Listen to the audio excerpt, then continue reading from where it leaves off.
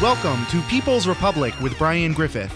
We bring you news and analysis from the front lines of the global struggle for social and economic justice. I'm your host, Brian Griffith, and here's what's going down this week in your backyard and across the world. We are now joined by Derek Ford, who's an educational theorist at Depauw University, as well as an analyst with the Hampton Institute, a working-class think tank, to talk about what's going on in Korea. So, Derek, thanks for being on the show once again. Yeah, good to be here. Can you tell us what the situation has been in Korea just a little bit? We've heard a lot about the possibility of peace between the two Koreas, but I don't think it's clear for a lot of people what that means yet.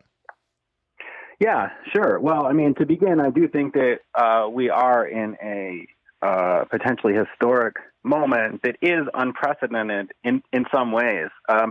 So really what happened was a certain dynamic developed. A couple things came together. One was that the DPRK, under the leadership of Kim Jong-un, was able to achieve and sort of, perfect its nuclear capabilities and its missile technologies. The other is that the candlelight movement overthrew the really extremely right-wing, almost fascist Park Geun-hye dictatorship in the South. Both of these things really allowed the Koreans to sort of create a gap in the U.S. domination of the peninsula and aggression against the peninsula. And both South and North Korea sort of created this gap and then ran through it as quickly as possible. So if you recall, the invitation to talks happened, within days. Within a week, there was an agreement for the Pyeongchang Olympics, and there's just been a real rapid momentum on the peninsula that's due precisely to those two factors. And so, on April 27th, the two heads of state, Kim Jong-un and Moon Jae-in, met in Panmunjom in the demilitarized zone, and together drafted, of course there were many preparations, but drafted a very comprehensive sort of first steps for restarting inter-Korean cooperation, because there is precedent to this in some ways, of course. There was the June 15th North-South joint statement between Kim Dae-jung and Kim Jong-il, and then there was also a 2007 inter-Korean summit in October between Kim Jong-il and South Korean President Roh Moon-hyun. What is unprecedented, though, is the way in which the U.S. has been not necessarily made irrelevant, but made subservient to the Korean forces of reunification, independence, and democracy.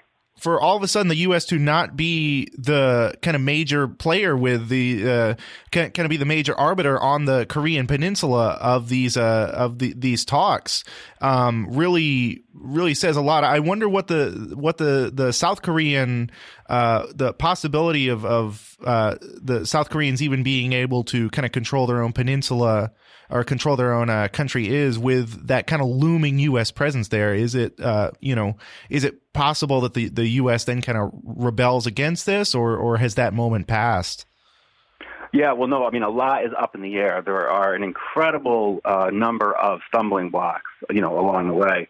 The other sort of factor here is Trump. And, because when Kim Jong-un offered the invitation for direct talks, Trump accepted immediately and didn't tell anyone in his cabinet about it. So Rex Tillerson was caught unaware.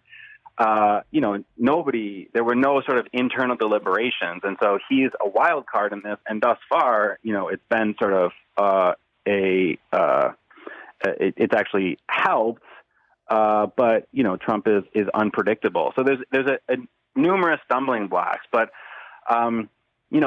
there is a deep and historic struggle on the Korean Peninsula for national liberation. So to give you some sort of perspective, right, there's two revolutions need to happen on the peninsula. One is the National Liberation Revolution, and that is kicking the U.S. troops out. Now, that has been achieved in the North. The South has yet to achieve that. The other revolution is what's called the People's Democracy Revolution, and that would be an overthrow of the U.S.-backed puppet regime and the U.S.-backed system in the South. So both of those two, the Korean people in South Korea are fighting for both of those two revolutions, and which is, of course, not sort of uncommon for a colonial situation. And South Korea is very much a colony of the United States. And it's not even so much a neo-colony, because when you're there, the U.S. embassy is like as big as the parliament, and it's just surrounded by South Korean police officers, and the U.S. military bases are like right in the center of Seoul. So you have to go around these massive military bases. So it's not even like a neo-colony. It's just a very straight up colony. But I think that there's just a new dynamic here and new momentum. There's going to be, I think, I heard recently that talking strictly about denuclearization is kind of a distraction, and instead the step should really be about sort of peace, and that should be the goal.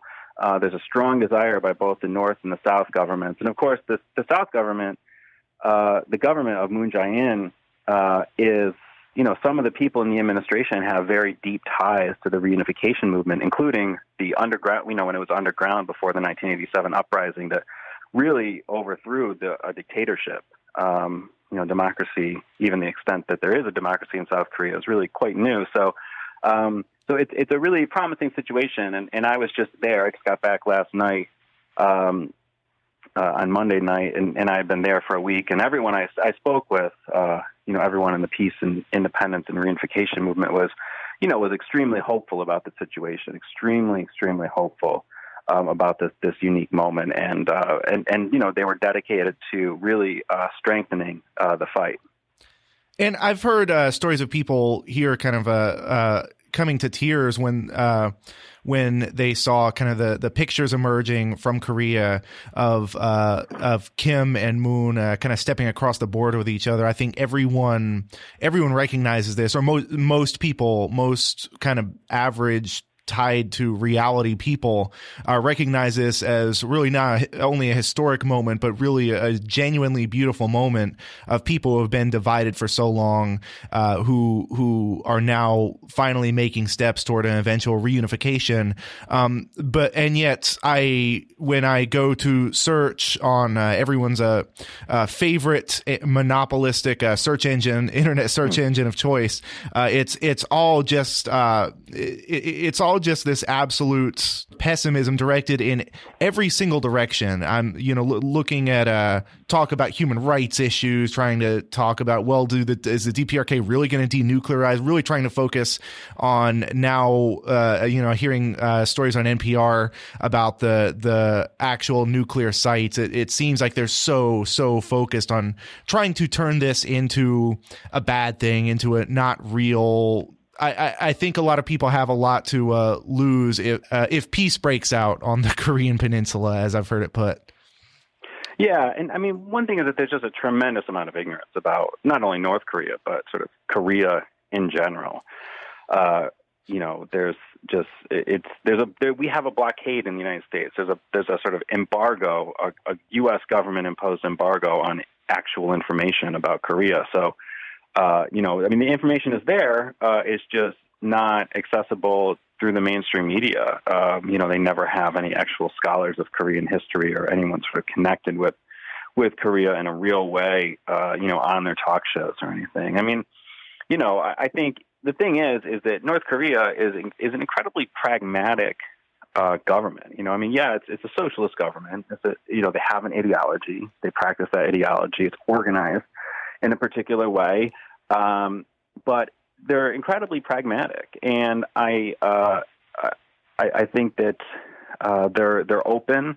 The United States, of course, has to show something. I mean, they have to give something. The government, the Workers' Party of Korea, is probably the most. I mean, it is. I would say the most well-equipped political apparatus to really deal with the United States and negotiate with the United States. There's no other sort of apparatus with as much experience, collective experience, navigating these waters. So I think that I have tremendous confidence in them. I think Moon Jae-in is skilled diplomats and many skilled diplomats with ties to as I said, the reunification movement.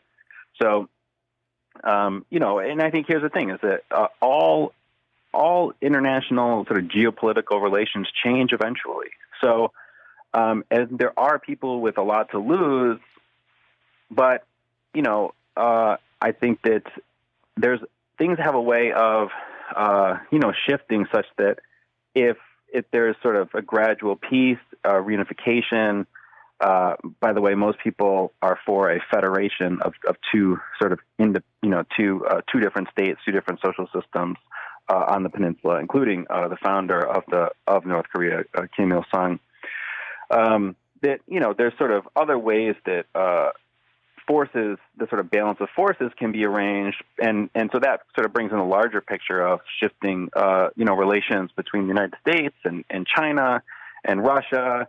So there's a lot of moving pieces in the puzzle.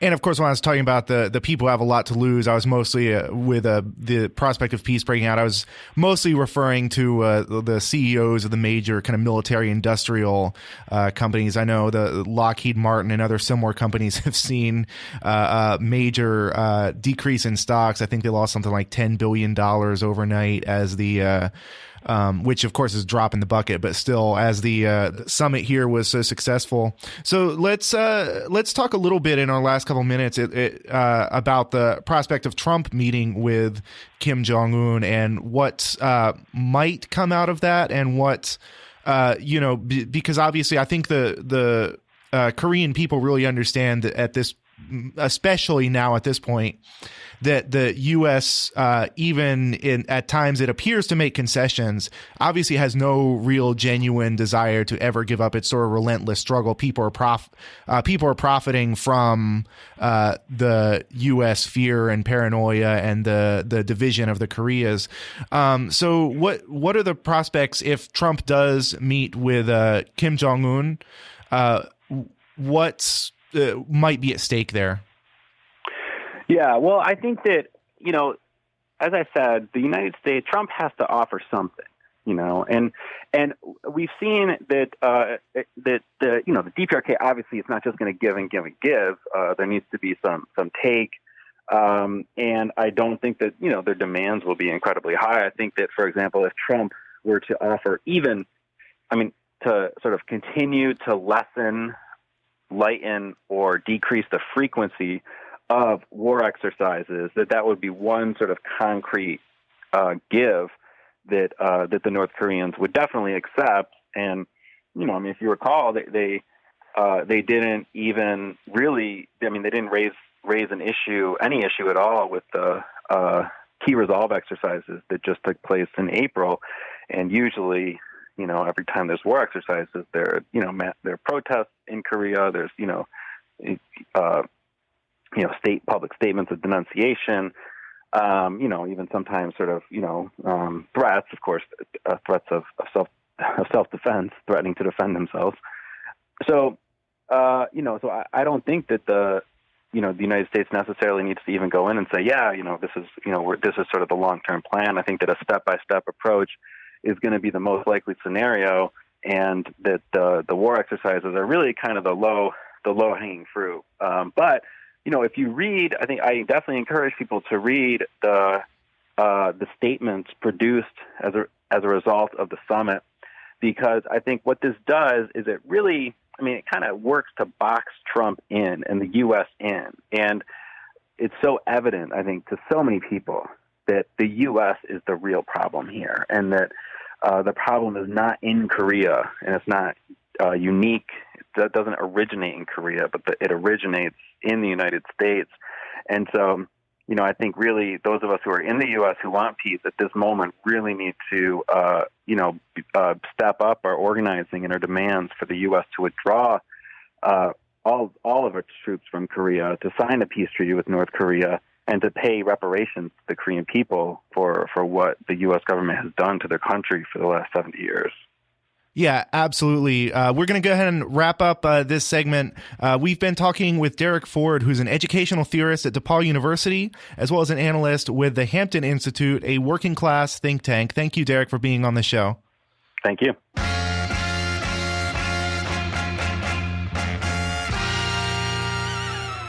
We are now syndicated in New Orleans on WHIV 102.3 FM, in addition to KOOP in Austin 91.7 FM, where we will broadcast from 8 to 9 a.m. in New Orleans. Our second half hour will be dedicated to a deeper analysis of political theory and history. So this week we are celebrating the 200th birthday of Karl Marx, one of the most influential political philosophers and the founder of scientific socialist thought. Beyond inspiring the socialist revolutions that have transformed societies across the globe, Marx made major breakthroughs in economic thought, including the theorization of the origin of commodity production and the labor theory of value. To study the living legacy of Marx today, we are joined from Beijing by Ian Goodrum, an editor with China Daily and a member of the Communist Party USA. Welcome to the show, Ian. Thanks. Glad to be here. Yeah, so tell me a bit. You just went to what looks like an absolutely fantastic museum on the museum exhibit, in particular on the legacy of Marx there in Beijing. Can you tell me a little bit about what some of the insights you gleaned from that are, and just generally the legacy of Marx as you see it? Sure. Yeah. Well, I mean, this weekend has been big for Marx in Beijing, in particular, of course, across the world. You see the pictures of his gravesite in London or in Trier, Germany, where a statue was just erected, provided by China and designed by a Chinese artist, coincidentally. This trip to the museum is actually something of a consolation prize for me. I was planning on going to this academic conference at Peking University, the World Congress on Marxism. It's a recent edition by the university. Due to some registration snafu, I wasn't able to make it. But the fact that I've got that kind of a choice here, it kind of tells you something. I could go to this preeminent academic conference, or I can go to this just open today exhibit.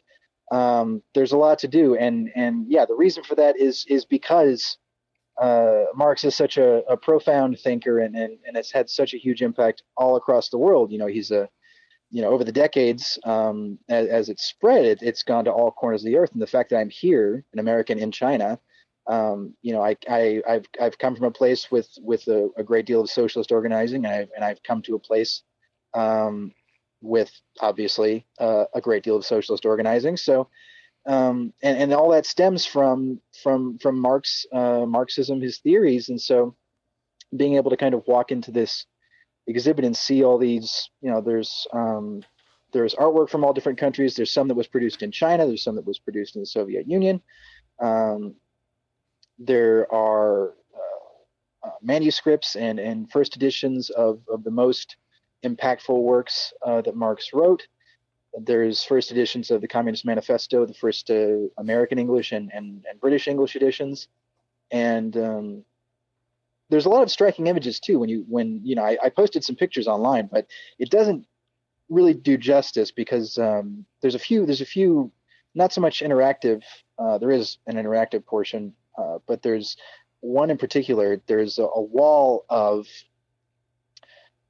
editions of the Communist Manifesto in dozens of different languages from all across the world, and I stayed there for a good 20 or so minutes because I was trying to find a repeated edition, like the same edition.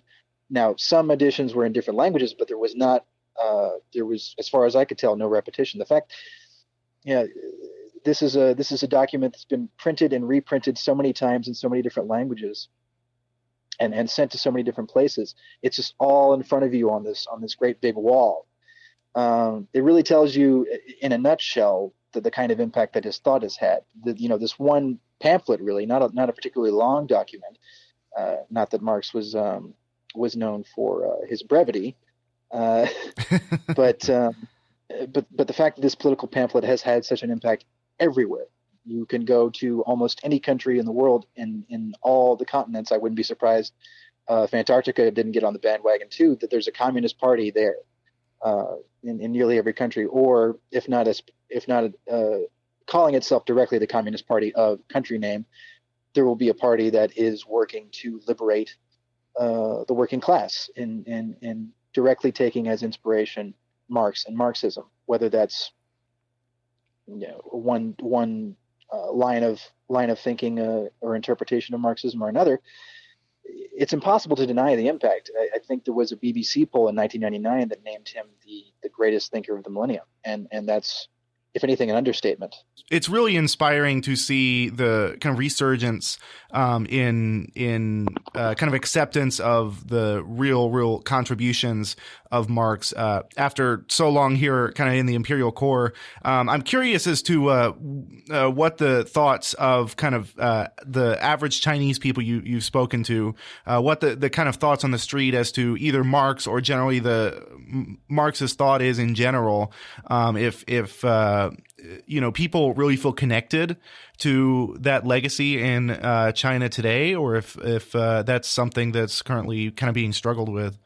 I think they do, and obviously my experiences aren't universal. I've mostly kept to one specific part of China, but the conversations I've had, yes, people have been interested in what I have to say, and as an American communist, and we've talked about Marx and exploitation and these things, and overwhelmingly, I mean, there's a wide range of opinion.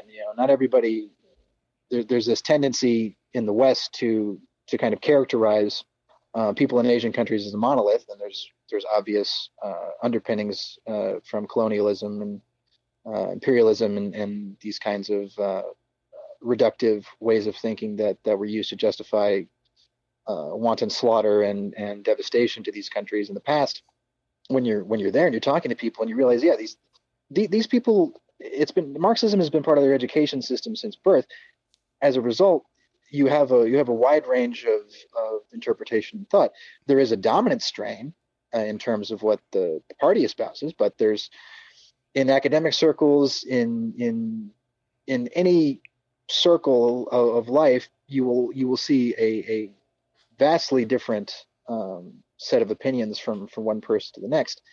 And the fact that Marxism is this kind of fundamental educational subject means that almost everybody will have an opinion because they were all taught it. It's like, you talk to somebody in the U.S. about U.S. history, and you will get a very wide range of opinions because most people had this baseline because there was a public education system then that taught us these things, whether they were taught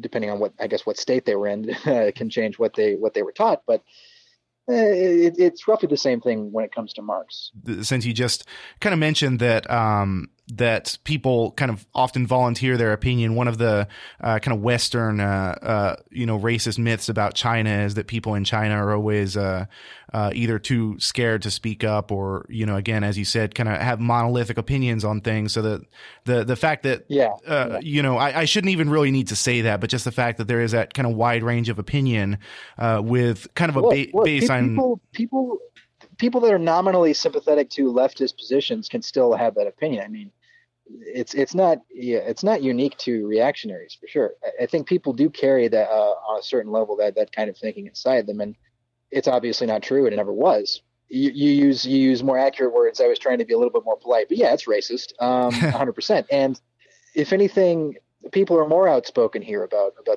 things they believe and the things they want to see in their country. And if there's a monolithic way of thinking anywhere in the world, it's happening in the West. It's happening with white Westerners. For those of you who just may be tuning in, we're kind of discussing the legacy of Marx and understanding China to be kind of a living, that kind of living legacy in many ways. And I think as we were just talking about that kind of that vitalized political conversation, that political debate happening within China is kind of tribute to when people really feel engaged with a political process, which is not something people have here at all. There's no real on the ground grassroots engagement with political processes.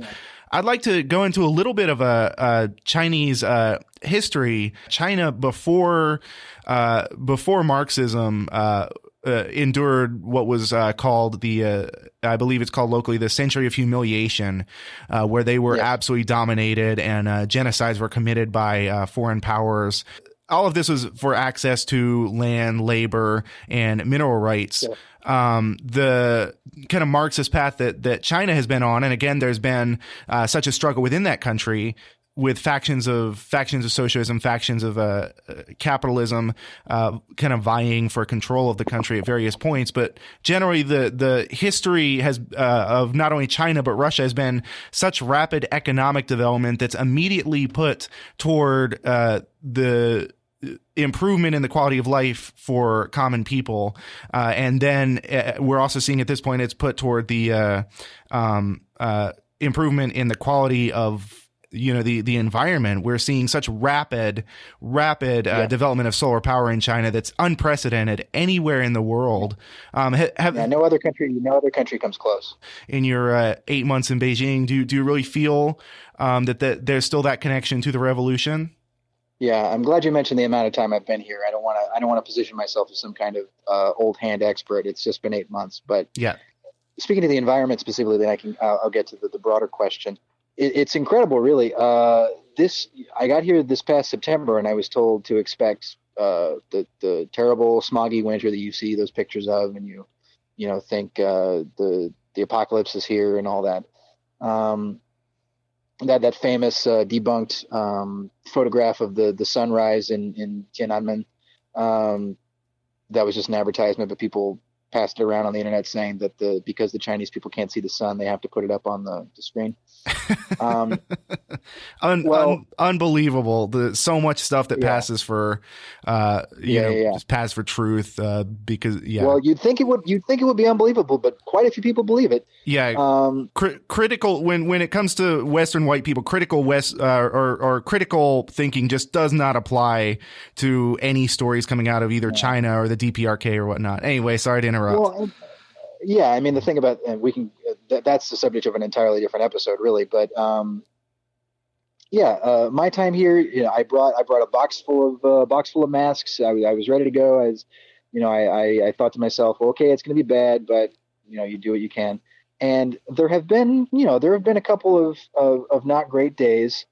I think there was one really bad day where AQI got up to 500, which for somebody who's not familiar with how AQI works, that's real bad.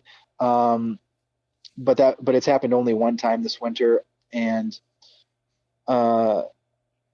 people, I work with people, foreigners and Chinese alike, who have been here for a very long time at China Daily and in Beijing, and they tell me, yeah, this is the best year we've ever had, the best winter we've ever had for smog. And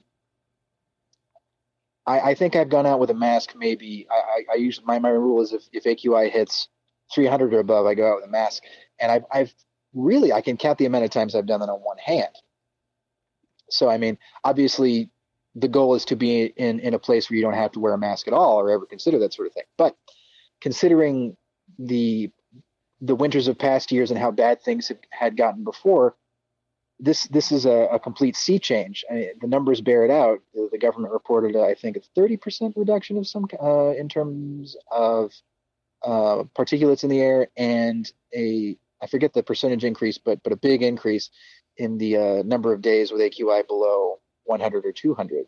And the vast majority of the time I was out here in the winter, it's cleared up totally now. But even in the worst winter months, when people are using their apartment heating, which is the source of a lot of the pollution, it was almost always clear blue sky and maybe a little hazy at worst. So there's real improvement happening on the environmental front. So China's getting its own house in order, and it really does fall to the U.S. to pick up the baton, because they're taking care of business. They're making a very sincere effort in that front. As to the broader kind of commitment to the revolution, I will say that being in the city center and being around younger people, you do get kind of a sense that there's not as much of a link directly to kind of the revolutionary years. People have The political conversations I've had about that I told you about, they tend to take place with people that are, not old, but they're a little older than I am. I'm 28. The people my age, and I think this is because it's been long enough that and especially in a big city like Beijing, where things have been pretty good for a while. If you go out to the rural areas and you talk to people, that's where the party has its support. That's where people, when you talk about being firmly committed to the revolution, that's where you have the real diehards, because China is changing so much and developing so much that the kinds of changes that are being seen in the rural areas are a lot bigger in terms of quality of life than what you get in the cities. So incomes are going up everywhere, but the cities have had running water, electricity, like the basic necessities, for a very long time. Out in the rural areas, you've got villages and people that are maybe for the first time not having to get their water from a well. People that are getting electricity, indoor plumbing, like these, because for all the egalitarianism of the post 49 pre 76 years of China, it was still a very poor country and still a very agrarian based rural country. So these changes are still happening outside the major cities, and the people that are experiencing them directly are definitely still people who put up portraits, put up mob portraits in their homes and do feel very strongly about. Now, I'm not saying that the people in the cities don't have commitment to the country. People are committed to the country in a different way in the cities. They look around and they do see improvements in their daily lives. 5 years ago, the technology for smartphones, for example, is nowhere near what it is now. You've got these Chinese companies that are innovating constantly and building new apps and new technology. So that does affect how people live their lives. But it's easier to abstract that kind of change outside of politics than it is for something like the government has built these new villages for us to move into and live a better life. Like, that's political, right? That's more easily observably political. And making that connection is hard. And that's the challenge I think the party faces in the coming years is kind of building up that spirit again and getting people involved and really back into that idea of commitment to, as you said, the revolution and these ideals. And I think that's a big part of why, the Communist Party is committed to Marxism because it's a communist party, and for all the claims people make about it without having actually investigated, for lack of a better word, the facts, it's committed to Marxism for a number of reasons, but also because this is a kind of a unifying theory that can galvanize people and get them fired up about a country whose revolution happened so many decades ago. So it's not. I don't envy the party at all for having that kind of a governance challenge. You have to balance a lot of very different interests in a huge landmass with a very diverse population. It's not easy. It's 1.5 billion people almost. You have to manage these interests, and so I think there is definitely a difference in terms of one area versus another in my admittedly limited experience so far. But I don't think that maybe a little bit maybe a different kind of commitment exists in the cities that's not kind of explicitly political the way it might be in the rural areas. And I think that's a big part of why the party has stayed the course, so to speak, and really kept things on this track, because they realize that the youth lead the way. The youth they're very, just like everybody else, they're strongly opinionated, and so keeping it real and keeping it like something that's in the world they can see and not abstracted, I think is a big part of keeping the spirit alive. So this is where Marx's theory has kind of evolved in over the years, is that Marx himself kind of theorized, of course, that the proletariat within the urban areas would be the most advanced, who would lead the revolution. Experience has shown that consciousness tends to evolve in kind of different ways. But Right. yet it sounds like the situation in China is because so many of those rural areas are now or continue to be so underdeveloped that they can see more of the immediate benefit of having that socialist state to kind of Right. help improve their own quality of life. We are talking about someone who is a theorist, but we are also talking about someone who was an activist and a revolutionary in his own right, because he, like good Marxists, realized that, the famous quote, of course, the philosophers have interpreted the world. The point is to change it. You have to, and Mao, in his On Practice, essentially said a similar thing. Theory can only stay vibrant and effective if it's being matched with real world experience and real world observations. And so, I mean, that's why we say scientific socialism. Slogans are one thing, imagery is one thing, but the real world changes that you're seeing are what confirm your belief in a system and in a political ideology. And so, in a country like China, where the government is on this huge sweeping anti-poverty campaign, which involves massive infrastructure projects to bring transportation infrastructure, to build new housing, to upgrade dilapidated housing, to do all these things that are objectively improving the lot of the average person. That is what keeps people's faith, for lack of a better term. Essentially, this policy is putting the money where the mouth is. If yesterday's speech by Xi Jinping was the rhetoric, the rhetorical, symbolic association with Marx, the anti-poverty campaign and the way the society and the government actually functions is the practice, is the application of that theory to real world experiences and real world circumstances. And that's what keeps people's belief. And that's and the fact that it has continued in this way, despite various periods of difficulty, I think shows that China is not only committed to Marxism theoretically, but in practice, and its ability to change the theory based on practice as well. So you get the snide commenters who say, well, you put up a portrait of Marx in your legislative building. Well, that's not really being socialist. And no, it's not. But that's not all there is to it. And I would be a fool to think that was all there was to it.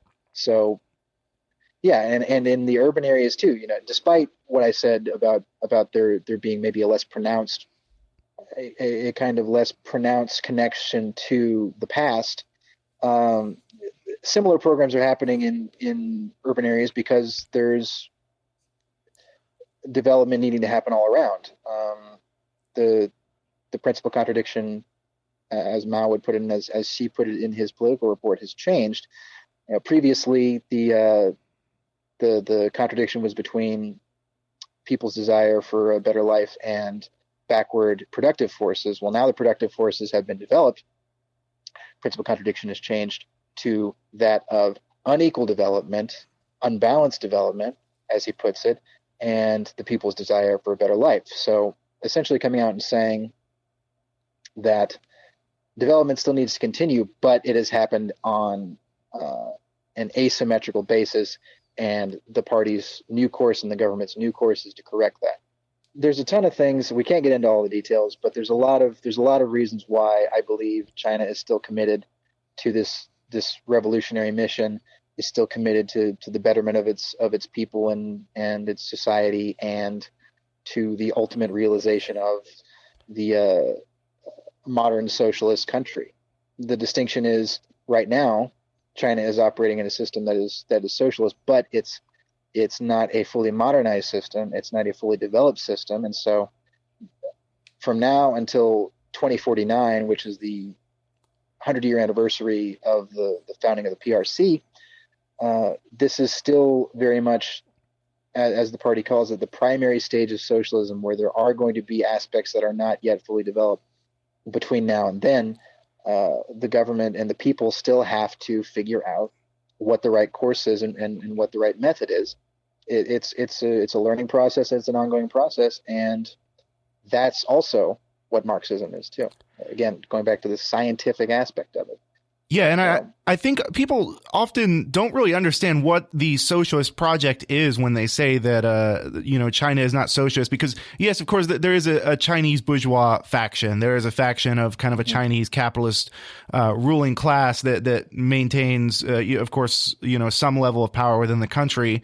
But well, I think that's a little bit of a misnomer, because there is a bourgeoisie, but it's not a ruling class as you would think about it. Oh yeah, yeah. Thank you for correcting me on that, because I guess there tends to really only be, they are not the class in power right now within China. They're a class that continues to vie for power, continues to struggle for power, but they are not the class that maintains that control. Yeah.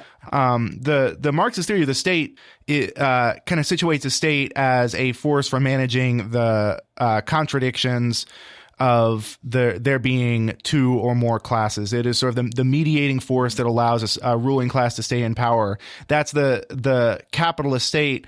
The socialist state has a much different function, in that the socialist state exists to consolidate existing classes. It exists to essentially ensure that those contradictions that have led to the accumulation of wealth by one class over another class, that those are eliminated. That those means for the kind of separation of classes are eliminated. So therefore, a socialist state is necessary so long as there are multiple classes.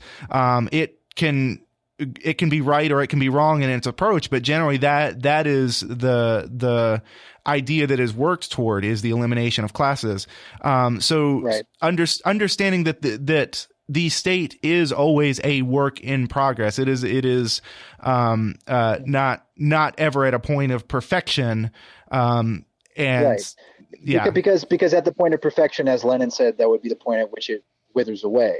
So it's a work in progress, and the state does function as a kind of mediator, but the question is, mediator on behalf of whom? Like what class holds ultimate power, political power, state power over the other class? And I think that if you really look, and if you take a deep dive and you take time to research, you will see a number of interlocking systems that still exist to place primary power in the hands of the working class, the proletariat, because the primary political mechanism, political organ in China is the CPC, the Communist Party. There are a number of what are called democratic parties that consult and deliberate and propose to the CPC, but the CPC is the party in power. It does hold the majority of seats in most state bodies. And what is the CPC? Well, if you want to know what the CPC is, a good way to find out is who is in the CPC. The most recent census by the CPC organization department states that approximately 89.9 or 90 million people are in the CPC as of last National Congress. And of that group, around 15 or 16 million are government officials, party officials, managers. So these are kind of what most people think of as the ruling class in what they would put quotes around the word socialist in this case.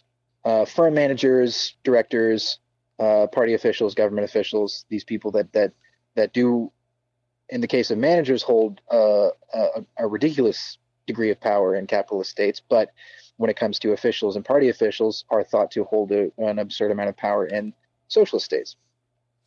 So that's 15 or 16 million out of 89. Meanwhile, there's 7 that are classified as other. I think that's mostly military, or a good chunk is military. I'm not sure, but the I think, was it 63? Then it would be roughly are industrial workers, technical workers, farmers, fishermen, herdsmen, students, retirees, and the biggest group out of all of those are farmers, fishermen, and herdsmen, making up about 30 million of the total. It's also interesting if you do a deep dive into the backgrounds of high officials.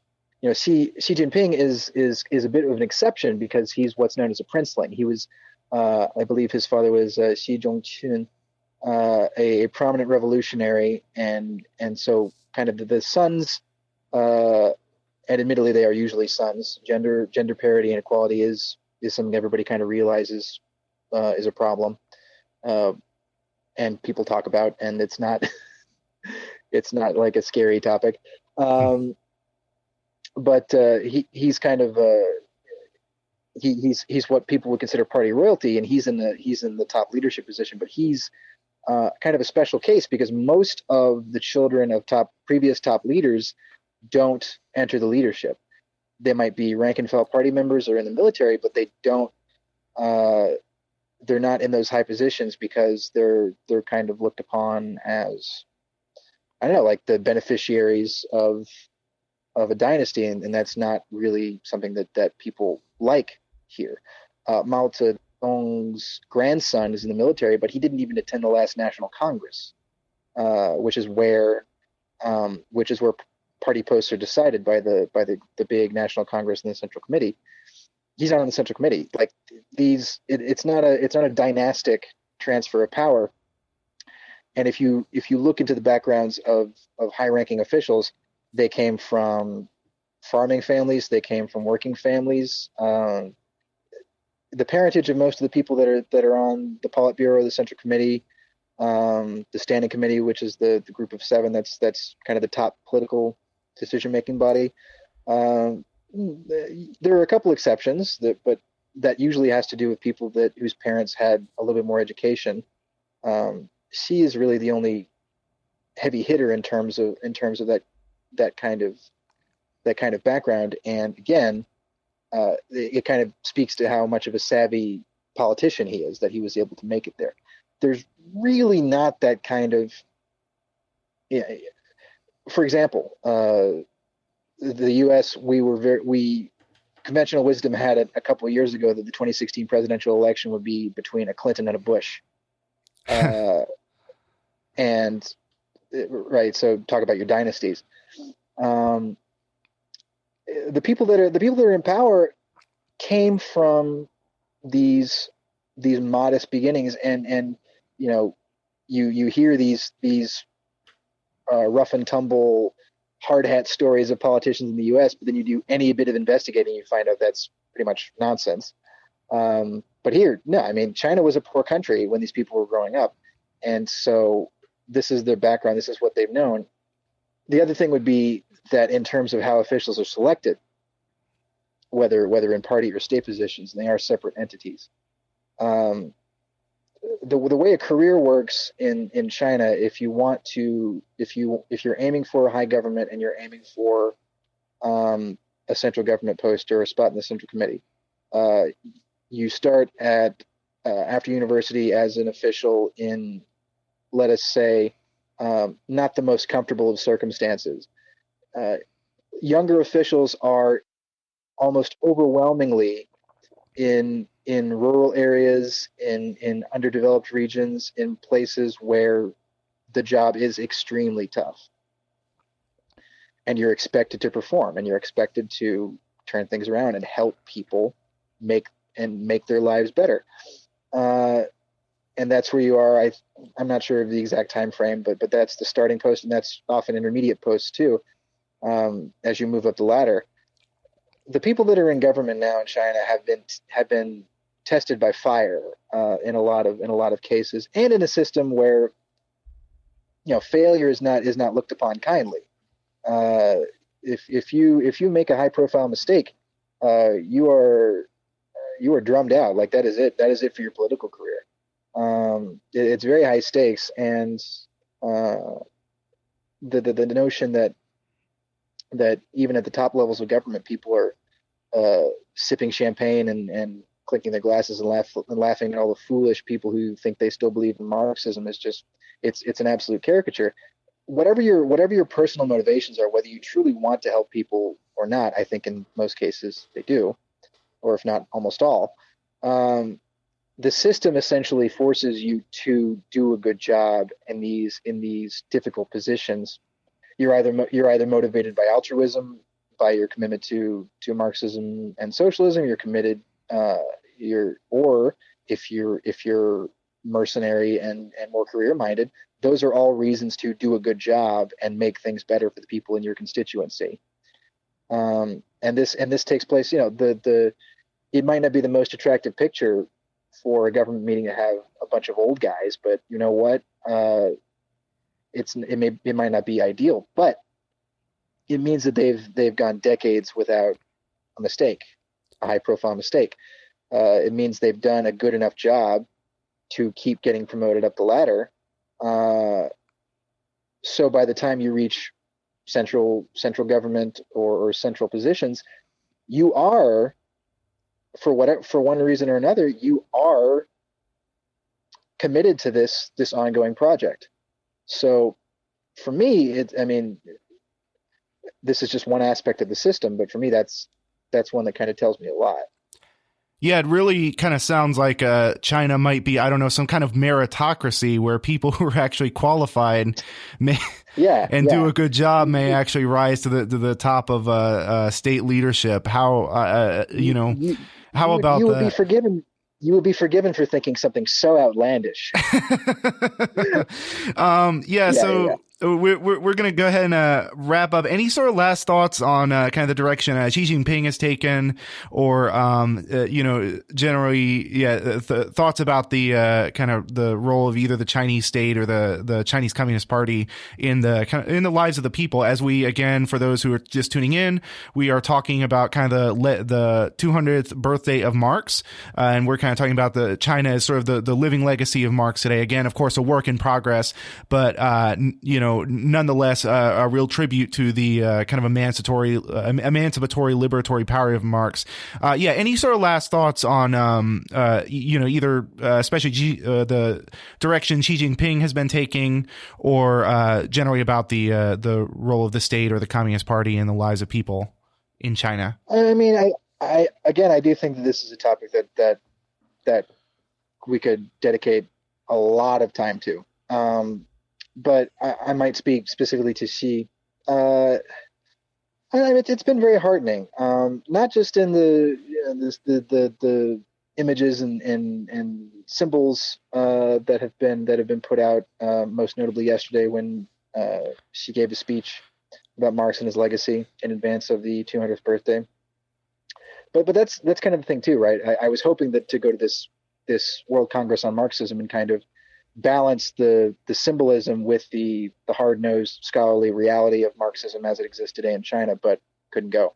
So instead, I'll talk about the future. She's certainly been ambitious in his administration so far, not just in the goals that have been set, which are very lofty goals. These are, that's kind of the way the party and the government work. The party sets out these broad goals. The government then mobilizes plans and its resources to meet those goals. So I wasn't able to go to the National Congress of the Communist Party, but I was able to go to the NPC, the legislative session. And that's where the premier, which is one of the top state officials as opposed to the party officials, Li Keqiang, he's in the party standing committee, but he's also the premier. So she, at the National Congress, came out with these big goals. The idea being that by the centenary of the Communist Party was founded in 1921. So in 2021, the idea is to basically double the per capita GDP of everybody in China. That's the monetary value for it, but generally, like wages have tripled in the past few years, so that's part of the goal. But also to have eradicated extreme poverty in the country. And the poverty rate was, at last checking in the rural areas, hovering around 3.5, 4.5%, which I should note the U.S. poverty rate is currently at 11%. So that's a goal that's well on its way to being accomplished. The other one is, of course, building a fully modernized socialist country by 2049, the 100th anniversary of the founding of the People's Republic of China. And that's a less specific goal right now because it's so far off. But what I foresee happening is, because of the changing of the principal contradiction that she laid out at the National Congress, the focus is now going to be on income inequality, finally guaranteeing these basic services for everyone in such a way that people are because not to knock the Iron Rice Bowl, which was the kind of social welfare system of the post 49 pre 76 PRC, But it was a guaranteed services system in a country that had very little in terms of productive forces. So I think the idea now is to bring that social system to parity with that era of China, with the kind of modernized, fully developed productive forces, so that you can guarantee everybody really, really high quality healthcare. The big innovation was the barefoot doctor in that era, and now it unimaginably improved the welfare of the people. There's a reason why life expectancy went up as much as it did. But we're talking about modern facilities, modern methods, these advanced things that people enjoy in the advanced capitalist economies, a welfare state that is slowly being eroded, but on the level of those countries in a socialist country, so that those guarantees do not go away. And that's going to be the test. If we start seeing income inequality narrowing, if we start seeing these measures going up and up and up, and quality of life continuing to improve, then Xi's ambition will have been met and it will have been successful. Here's the other thing. I don't think that Xi would have set these goals if he didn't think it was possible to meet them, right? Because you can talk a big game, or you can talk a moderately big game and meet those goals instead. But what he's done has made these very high-reaching objectives with the confidence that it will happen. And I think that says a lot. And I think that says a lot to his confidence, the party's confidence, the people's confidence. Everybody, I mean, I know we're running short on time, but that is another thing I will say about my time here. People are so optimistic. People are so excited about the future, because even in the city centers where change isn't as big in the past few decades as it has been in the rural areas, people are still looking forward to what's next. They still believe. They still can look around and see new things all the time. There's new subway lines being built. There's new train systems. There's new whatever. The skies are clear, as we talked about. And I think that's why Xi and the party have set these goals, because they believe that with the trajectory they're on, that it will continue. And I don't have any personal reason, and there's nothing I've seen here to give me reason to doubt that, truly and honestly. Yeah, really, really good to hear, and a lot to think about there. We're going to go ahead and wrap up. We have been talking with Ian Goodrum, who's an editor with China Daily and a member of the Communist Party USA, about the situation in China and the history and the legacy of Marx on his 200th birthday.